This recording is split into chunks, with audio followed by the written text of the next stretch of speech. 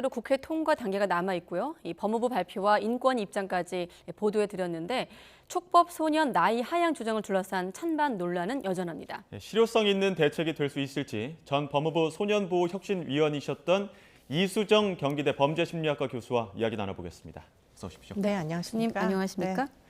촉법 소년의 상한 연령을 만 14세에서 13세로 내려간다라고 표현해도 되고 저는 오히려 범죄 소년의 하한 나이를 만 13세로 한다가 좀 더 이해가 되는데 네. 먼저 촉법 소년의 개념부터 좀 설명해 주시죠. 네, 지금 말씀하신 그대로이고요. 예. 지금 형법상에 저촉되는 행위를 한 사람들, 소년들을 지금 촉법 소년이라고 하고 예. 지금 그렇게 되면 나이가 현행 10살부터 13살까지였던 거죠. 말씀하신 대로. 네. 그랬는데 이 친구들은 나이가 너무 어려서 형사처벌을 적용하지 않는 그런 조항을 두고 있습니다. 예. 네, 그런데 그 대상 소년들의 범위를 지금 줄이겠다. 네, 13살도 형사처벌을 받을 수 있도록 한 살 낮추겠다. 이런 얘기입니다. 지금 뭐 영화나 드라마 같은 데 보면은 촉법 소년이니까 처벌받지 않는 거야 뭐 이런 이야기 나오지 않습니까? 그렇습니다. 그런데 네. 형사처벌을 안 받을 뿐이지 이 촉법 소년에 대한 어떤 처벌 방침들도 있지 않습니까? 네, 소년들은 보호 처분을 받습니다. 그렇기 때문에 이 친구들도 지금 범죄를 저질러서 심각하다라고 판단을 할 때는 소년법상에 장기 보호 관찰부터 소년원 송치까지 다 가능합니다. 그런데 다만 정과로 남지는 않는다는 거죠. 네, 네. 네, 지금 교수님 옆으로 나간 화면을 좀 참고하시면 될 것 같습니다. 촉법 소년의 경우는 이제 소년법에 저촉을 받는데 지금 사실 오늘 나온 발표 내용이 하루 이틀 만에 나온 대책은 아니고 그동안에 여러 언론이나 전문가를 통해서 네, 네. 논의가 활발했던 과정이 있었거든요. 전반적으로 그 과정을 좀 어떻게 지켜보셨습니까? 네, 지금 이 사안은 과거 정부에서도 계속 논의가 됐던 사안이고요. 네. 그런데 이제 최근에 여러 가지 양상이 변화하면서 촉법 소년 제도 자체를 악용하는 사례, 예컨대 나이가 많은 주범이 어린애들을 편입을 시켜가지고 예. 지금 저렇게 이제 차량도 여러 가지 불법 행위들을 하는 이런 데서 사실은 나이가 어리니까 너 형사처벌 안 받으니까 너가 주범 역할을 했다고 이야기를 해라. 그리고는 우리는 공범이라고 얘기하겠다. 그러면 너는 나이가 어리니까 처분 안 받지 않느냐. 예. 이런 식으로 이제 악용하는 사례들이 꽤 여러 건이 지금 보고가 되고 있어서 지금 이제 그런 악용 사례를 줄이기 위해서는 그래도 초등학생 연령 정도까지만 지금 이렇게 예외를 두고 중학생부터는 처분을 받는 방식으로 지금 이제 개정을 하겠다 이런 취지로 보입니다. 예. 법무부 또 소년보호혁신위원회로 활동하셨는데 네. 어느 정도 권고안이 수용됐다고 보십니까? 네, 지금 이제 소년보호혁신위원회에 이제 저희가 그 과거에 했던 내용 중에 일부가 이제 요번에 포함이 됐습니다. 그래서 네. 저희가 그때 권고했던 게 우범 소년들에 대하여 우범 소년이라 하면 범죄를 범한 우려가 있는데 아직은 범죄를 저지르지 않았는데도 불구하고 보호 처분에 여러 가지 처분을 내릴 수 있는 그런 이제 제도가 있었거든요. 네. 그런데 이번에 이제 나온 내용 중에 우범 소년에 대하여서는 보호 처분을 하는 이제 내용들을 현격히 범위를 줄이겠다. 너무 인권 침해적이니까 이런 부분이 반영이 돼서 지금 상당 부분 형사처벌 연령을 한 살 낮추는 것만의 문제가 아니고 예. 지금 나오지만 굉장히 많은 것들을 지금 반영을 했습니다. 보시면 구치소에서 소년범하고 어른들이 막 뒤섞여 있는 것들은 좀 이렇게 방지를 해야 된다 이런 제안도 지난 정부 때 했었는데 그것도 네. 지금 포함이 됐고요. 네. 그리고는 지금 가장 이제 눈여겨볼 대목은 수도권에 형사처벌 연령을 하나 낮추면은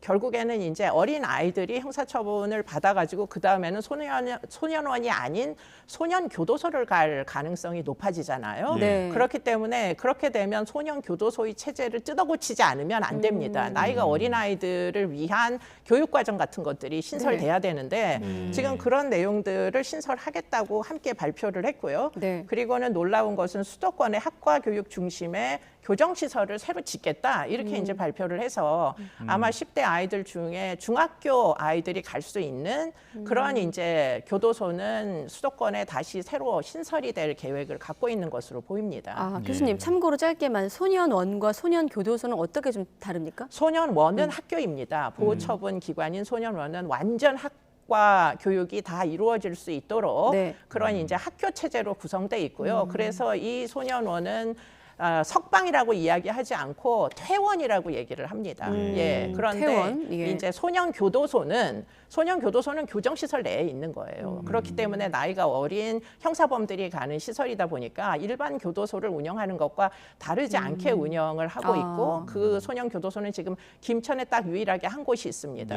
그러다 보니까 소년교도소는 굉장히 징벌적인 방식으로 형벌의 형태로 집행이 되는 문제가 있었죠. 근데 거기다가 만약에 13세 아이들을 보내게 되면 너무나 교육적이지 않기 때문에 지금 이제 법무부의 안에 보면 수도권에다가 전문가들이 다 수도권에 모여 있잖아요. 예. 그렇기 때문에 이 어린 연령대의 이제 형사범들은 수도권에다가 시설을 신설하겠다 이렇게 발표를 했습니다. 네. 네. 법무부가 이제 법 대책을 발표하면서 한 얘기는 흉포화된 소년 범죄로부터 국민을 보호하겠다라고 했고, 아까 교수님은 여러 가지 양상의 변화가 있었다라고 표현을 하셨는데, 실제로 이 촉법 소년의 범죄 양도 늘고 어떤 질적인 측면에서 좀 더 악질화되고 있다, 이렇게 좀 나오고 있는데 통계는 어떻습니까? 네, 통계를 보시면 지금 이제 촉법 소년의 범죄 건수가 예. 매년 늘어나고 있는 건 틀림없는 사실이에요. 그렇기 네. 때문에 2017년에 7,000건 정도였는데 2021년에 10,000건이 넘었습니다. 12,000건 정도로 늘어나서 네. 그리고는 이 12,000건 중에서 중학생 아이들, 그러니까 결국은 13살짜리 뭐 14살 되기 직전 아이들, 네. 이런 아이들이 차지하는 비율이 거의 70%라고 지금 보고가 되고 있거든요. 예. 그렇기 때문에 사실은 지금 뭐 여러 가지로 좀 심각한 그런 양상으로 아이들의 비행이 늘어나고 있다. 이 사실은 틀림없는 것으로 보입니다. 예, 지금 앞서 교수님께서 설명하셨지만 촉법 소년을 방패막이로 이용하는 사례들이 꽤 많이 등장을 하기도 했습니다. 금은방을 네. 털기도 하고요. 그렇습니다. 그러다 보니까 이 촉법 소년을 한 살 낮추는 게 얼마나 실효성이 있을 거냐 이런 의문들도 있는데 이 부분에 대해서는 어떻게 보십니까? 네, 뭐 틀림없이 이제 형사처벌의 연령을 한 살 낮추는 것으로 지금 만 13세 중에서 적용받을 수 있는 대상이 되는 친구들은 기껏해야 1년에 몇십 명밖에 되지 않을 거예요. 여전히 보호 처분을 내릴 수 있기 때문에 네. 그런데 이제 몇십 명이라도 형사처분을 내림으로 인해 가지고 그럼 과연 재지력이 있을 거냐? 이 어린애들도 이제 형사처벌을 받으니 큰일 날 수도 있다라는 경각심이 아이들에게 생길 거냐, 이 부분은 사실 네. 검증이 아직 안 됐습니다. 그런데 다만 이제 지금 법무부에서 발표한 내용 중에 몇 가지 이제 눈여겨봐야 될 부분은 네. 지금 아까도 이야기한 대로 지금 무조건 나이를 낮추겠다는 게 아니고요. 이 나이가 어린 청소년들을 위한 새로운 프로그램을 운영을 많이 하겠다고 지금 발표를 했어요. 예. 그렇기 때문에 그런 이제 프로그램을 발표를 한 것을 보면 네. 만약에 이것이 이루어지면 아마도 나이를 한 살 낮추는 대신에 형사처벌 연령을 지금 현재 있는 보호처분을 받는 어린 청소년들에 대한 선도가 좀 더 잘 이루어질 수는 있지 않을까, 이런 기대를 사실 하게 되고요. 또 한 가지 눈여겨봐야 될 것은 소년 범죄도 피해자가 존재합니다. 그런데 지금 현재 소년법상에는 피해자 보호를 위한 조치가 하나도 없어요. 그런데 지금 이제 피해자가 뭐 여러 가지 소년 사법 절차에 참석할 권리를 신설하겠다. 예컨대 학교폭력은 가해자만 사실은 보호처분이 되고 피해자는 사실 관리를 전혀 해줄 수가 없었거든요. 네. 그런데 그 부분에 대해서 피해자를 보호하기 위한 심지어는 피해자 접근 금지까지를 집행을 하겠다고 이제 보호를 해가지고 여러 가지로 피해자에 대한 보호는 좀 더 이번에 신설될 여러 가지 조치에 의해서 강화될 거다, 이런 기대는 해볼 수 있겠습니다. 소년 범죄 피해자에 대한 보호를 강화하는 항목이 좀 눈길을 끌고 있다는 설명이셨고, 결국엔 상한 연령을 더 낮추자, 이런 목소리와 지나친 엄벌주의다, 법만등주의다라는 이제 네. 의견이 상충하고 있는 상황인데, 일단 인권위 같은 경우는 반대하는 입장입니다. 낙인 효과도 우려되고 또 아동의 어떤 특수성에 대한 고려도 필요하다는 건데, 네. 교수님은 이 부분에 대한 지적은 어떻게 보십니까? 뭐 이것 때문에 저도 반대의 입장이었는데요. 예. 문제는 이제 결국에는 13살짜리 아이들이 나 범죄자야 하는 낙인이 결국은 찍히는 거잖아요. 네네. 그런데 이제 반대급부가 있습니다. 지금 그렇게 무조건 나이 한 살만 낮추는 그런 방식의 처분이 아니고, 지금 법무부에서 발표하는 것은 무엇인가 이제 내용적으로도 학과 교육에 집중한다거나 아이들을 위한 시설을 새로 짓겠다거나 이런 조치들이 있어서, 그러면 지금 우리가 걱정했던 과도한 낙인 효과 대신에 얻을 네. 수 있는 순기능도 지금 기대해 볼 수 있는 거 아니냐, 이런 생각도 사실은 지금 하게 되기 때문에 네. 지금 무조건 반대하는 것보다 좀 더 생산적인 대책을 찾아나가는 게 훨씬 더 이게 미래를 위해서는 지금 고민을 해봐야 될 때가 된 거 아닌가 이런 생각을 하게 됩니다. 찬반 논란이 어떤 가열된 상황에서 교수님도 애초에는 좀 반대 입장이었지만 전 반대 입장이었습니다. 대책의 내용을 좀 뜯어 보니까 좀 흐름에는 찬성한다 이런 말씀이시군요. 네, 그러니까 처분이 선도적 기능을 발휘할 수 있도록 지금 대책들이 굉장히 많이 신설이 돼가지고 예. 그런 부분은 한 번쯤 기대를 해볼 수 있다고 생각이 들고요. 네. 지금 이 촉법소년의 연령은 사실은 70년 된 이 제도입니다. 네. 과거 70년 동안 우리의 아이들이 여전히 순진하고 전혀 이 위험에 노출되지 않을 정도로 보호가 잘 됐느냐? 그건 사실 그렇지가 않거든요. 네. 최근에는 이제 온라인 환경 같은 것들이 너무 악화가 돼가지고 나이 어렸을 때 이미 굉장히 많은 범죄 지식에 이제 사실 노출이 됩니다. 네. 더군다나 이제 네트워크를 통해 가지고 채팅 등을 통해서 범죄자들과 성인 범죄자들과 접촉할 수 있는 기회들이 너무 많아지다 대표적으로 보니까 N번방 사건 같은 그렇습니다. 것들이 있었죠. 그런 것들을 그대로 놔둔 채 여전히 아이들은 아이들이다라고서만 주장할 수는 없는 게 아니냐 이런 생각이 이제 들기도 합니다. 최근 또 법무부 발표 내용들 보면 보호 관찰 중인 소년범의 재범률이 상당히 높은 걸로 나와 있습니다. 네. 이런 것도 뭐 시설의 부족이나 시스템의 부재 때문이라고 봐야 될까요? 네, 뭐 그렇게 볼 수도 있는데요. 문제는 아이들이 처음에 이제 입건이 되면은 보호 처분을 계속 반복하다가 결국은 소년원을 뭐 나중에 할 수 없어서 가게 되는 거거든요. 예. 그러다 보니까 보호 관찰 처분에 대한 어떤 경계심이 없다 보니까 재범률이 점점 높아지는 경향성들이 있어 왔어요.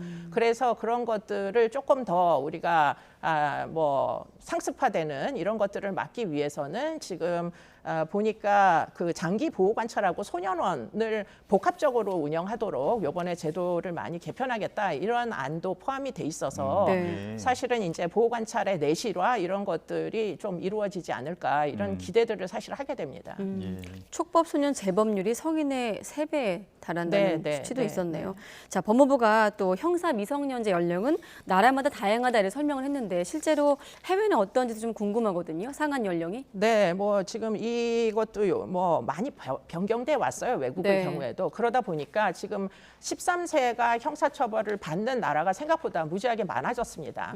과거에는 사실은 우리나라의 기준과 똑같은 기준을 적용하는 나라가 많았는데 네. 외국의 경우에도 지금 굉장히 많이 변화를 해서 지금 보시면 아시겠지만 12살까지로 이제 그 보호를 해주고 촉법소년으로 형사처분을 안 하는 그런 국가들이 선진국 중에 꽤 많다는 거 그런 것들이 지금 알려지고 있습니다. 예.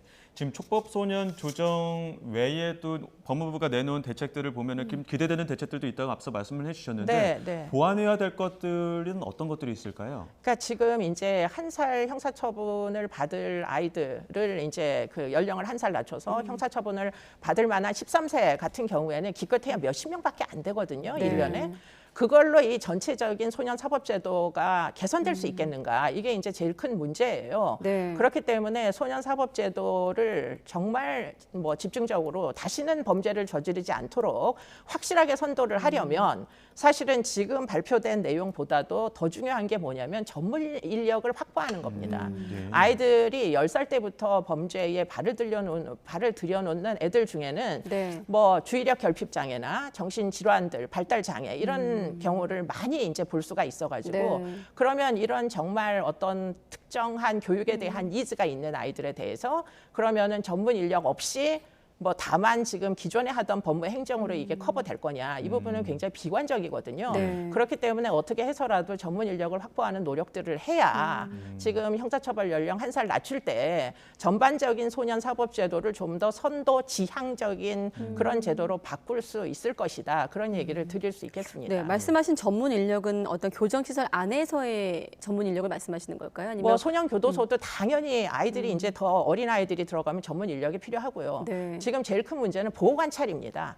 사회 내에 있는 동안 비행력을 계속 상습화를 보호 시켜가지고 결국은 소년원이나 소년 교도소를 가는 거기 때문에 네. 아이들이 누범자들이 굉장히 많아졌어요. 그 아이들에게 사회 내에 있을 때 전문적으로 개입할 수 있는 전문가들이 보호 관찰 인력으로 많이 편입이 돼야 됩니다. 네. 네. 그러니까 이제 비행과 일탈이 범죄로 가지 않기 그 단계에서 필요한 그렇습니다. 전문 인력 개입을 말씀하시는 하셔야 것 된다는 같아요. 겁니다. 네, 알겠습니다. 자, 오늘은 이수정 경기대 범죄심리학과 교수와 함께 이 문제 다뤄봤습니다. 네, 교수님 고맙습니다. 네.